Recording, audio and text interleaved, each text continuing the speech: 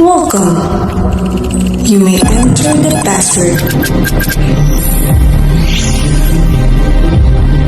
Login success.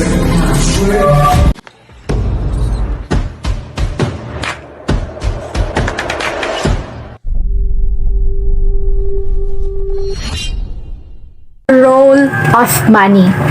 But before that, I will define what is money.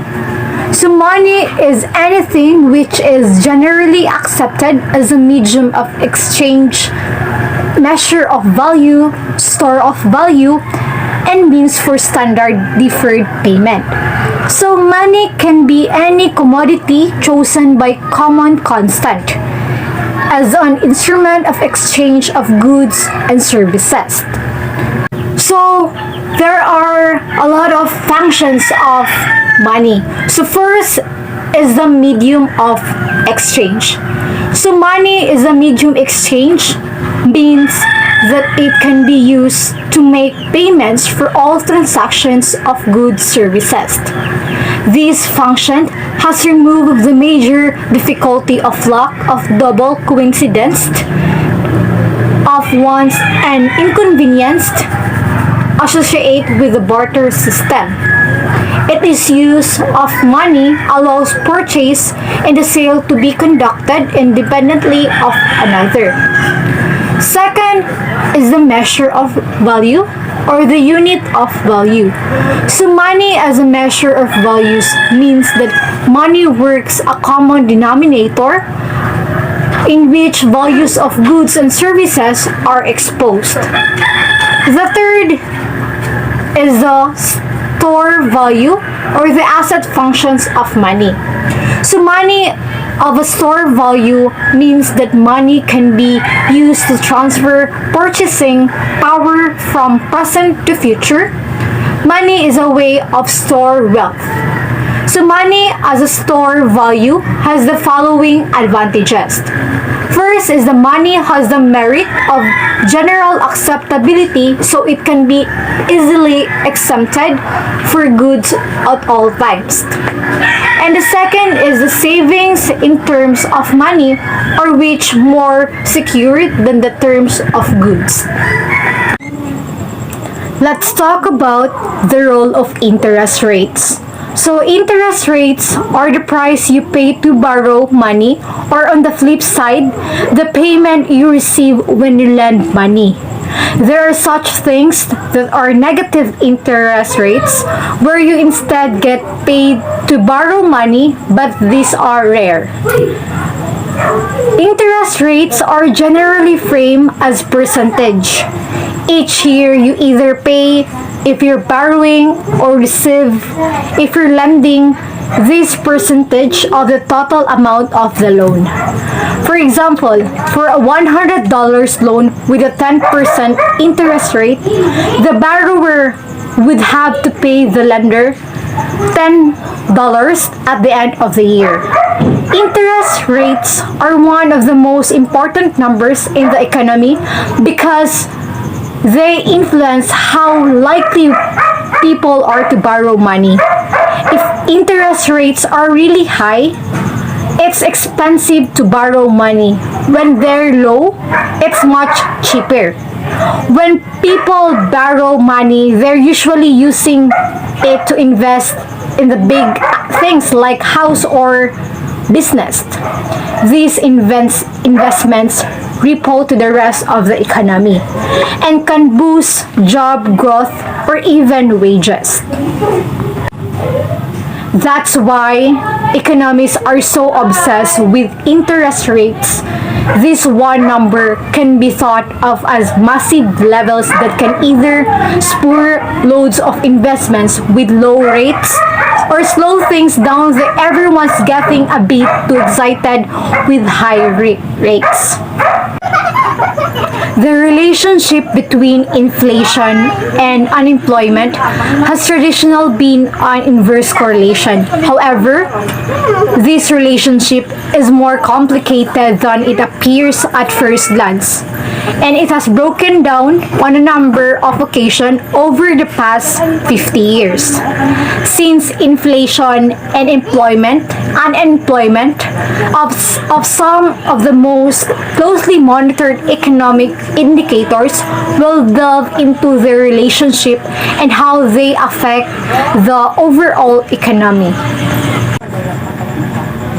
So let's define and describe the inflation and unemployment. So first is inflation. So inflation is when prices go up. Usually when we talk about inflation, we're talking about the general inflation. When the prices for just about everything go up at the same time, the prices of things can also go down.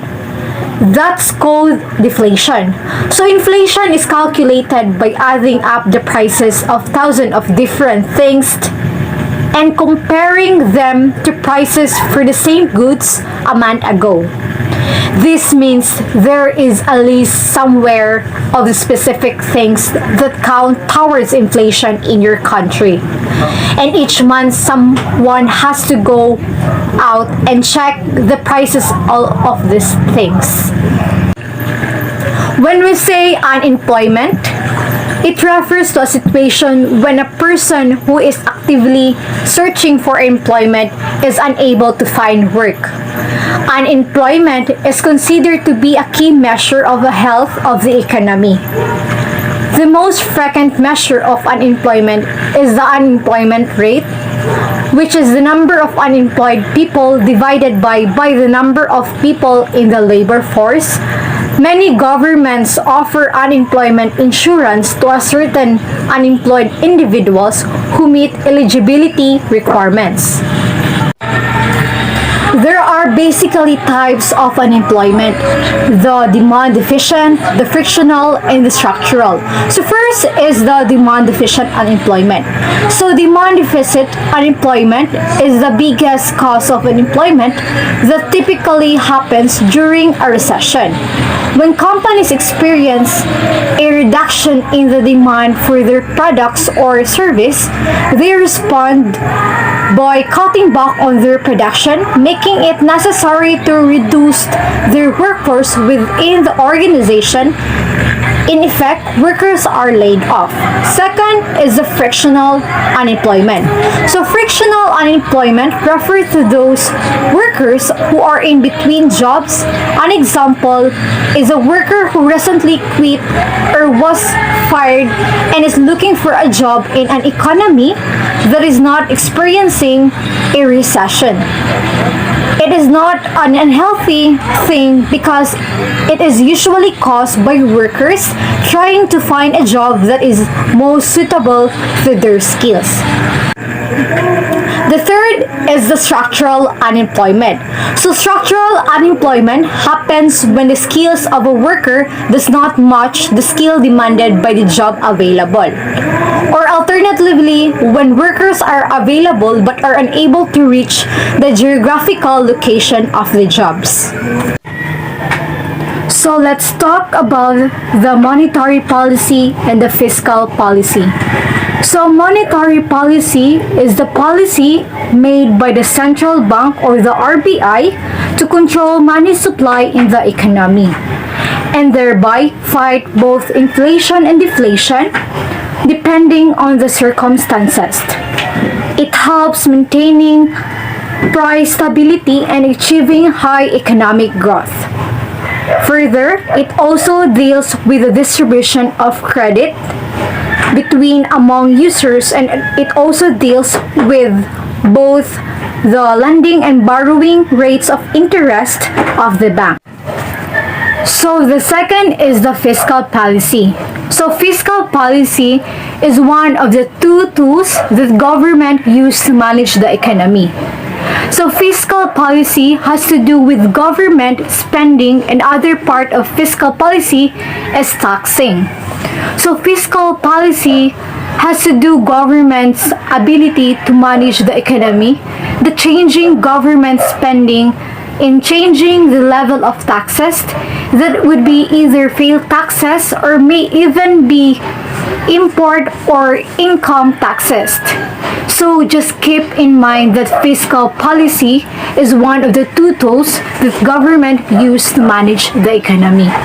So fiscal policy as the government's ability to monitor on spending to be increased or decreased, its impact on economic activity or the government's ability levy tax to increase or decrease it, and in order to monitor economic activity.